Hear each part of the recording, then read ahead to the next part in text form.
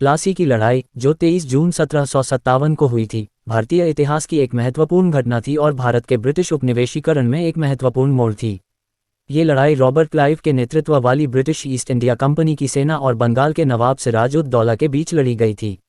ये लड़ाई गंगा की एक सहायक नदी भागीरथी हुगली नदी के तट पर पलाशी, बंगाल में हुई थी। लड़ाई कलकत्ता से लगभग 150 किलोमीटर 93 मील उत्तर में हुई। यह मुर्शिदाबाद के पास था, जो उस समय बंगाल की राजधानी थी। पलाशी का अंग्रेजी संस्करण है।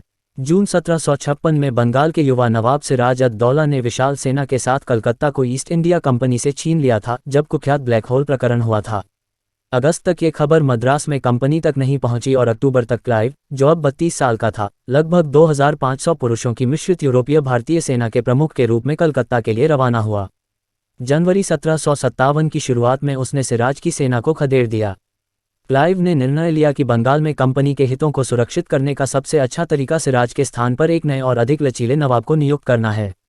उन्हें मीर जाफर नामक एक असंतुष्ट बुजुर्ग जनरल के रूप में एक उम्मीदवार मिला। जटिल षड्यंत्रकारी चर्चाओं और सभी संबंधितों को भारी रिश्वत के वादे के बाद मीर जाफर के घर की महिलाओं के क्वार्टर में एक गुप्त समझौता किया गया, जिस पर सिराज के जासूसों की नज़र थी और मीर जाफर ने उस पर हस्ताक्षर किए। सिराज को पता था या संदेह था कि क्लाइव के गंभीर विरोध के बावजूद उसके खिलाफ कोई साजिश थी और वह प्लासी के दक्षिण में चला गया। 13 जून को क्लाइव लगभग 2000 भारतीय सिपाहियों और 39th ऑफ फुट की 600 ब्रिटिश पैदल सेना के साथ 10 फील्ड टुकड़ों और 2 छोटे हॉवित्जर तोपों के साथ लगभग 200 तोपखाने के साथ उत्तर की ओर चला गया। मीर जाफर की ओर से अस्पष्ट संदेश आ रहे थे और क्लाइव भारी बाधाओं के बावजूद खतरनाक स्थिति में जा रहा था। ऐसा लगता है कि उन्हें विश्वास का संकट हो गया था और उन्होंने अपने अधिकारियों को 21 जून को युद्ध परिषद में बुलाया। क्लाइव सहित बहुमत ने कार्रवाई के खिलाफ मतदान किया। उस समय उनके मित्र रॉबर्ट ओमे के अनुसार क्लाइव पेड़ों के एक झुरमुट में चले गए, जहां वे 1 घंटे तक ध्यान में रहे। अपनी वापसी पर उन्होंने सेना को प्लासी की ओर बढ़ने का आदेश दिया। ये टकराव हुगली नदी के तट पर प्लासी गांव के उत्तर में एक बादल भरी सुबह में हुआ। क्लाइव की सेना को 3 डिवीजनों में तैयार किया गया था। जैसा कि नवाब की सेना में संभवतः 40,000 लोग थे, उनके युद्ध हाथियों और 50 से अधिक तोपों के साथ। एक डिवीजन की कमान मीर जाफर के हाथ में थी। शुरुआती तोपों की बौछार के बाद दोपहर में गड़गड़ाहट के साथ मूसलाधार बारिश हुई, जो आधे घंटे तक चली।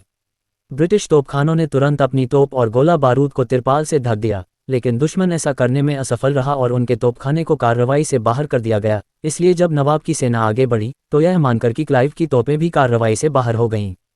आग के एक मुरझाते तूफान का सामना करना पड़ा। दुश्मन पीछे हट गया और सिराज, जिसने अपने जनरलों पर भरोसा नहीं किया था और पहले से ही अपने ज्योतिषी, जिसे संभवतः रिश्वत दी गई थी, द्वारा आसनहार की चेतावनी दी थी, जब मीर जाफर ने पीछे हटने की सलाह दी तो उसकी हिम्मत टूट गई। जब क्लाइव की सेना ने दोबारा आक्रमण किया तो सिराज तेज ऊंट पर सवार होकर भाग गया।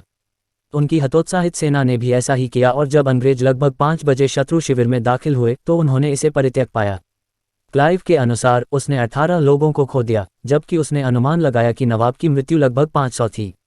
सिराज अद दौला को उसके ही लोगों ने मार डाला और मीर जाफर ने उसकी जगह ले ली। क्लाइव, जो अब प्रभावी रूप से बंगाल का स्वामी था, ने कुशलतापूर्वक मीर जाफर के स्पष्ट अधिकार को मजबूत किया और उसे अग्रणी पद पर बनाए रखा। प्लासी में हुई झड़प ईस्ट इंडिया कंपनी की अपने फ्रांसीसी प्रतिद्वंद्वियों पर विजय और लंबी अवधि में भारत में ब्रिटिश शासन की स्थापना के लिए महत्वपूर्ण थी।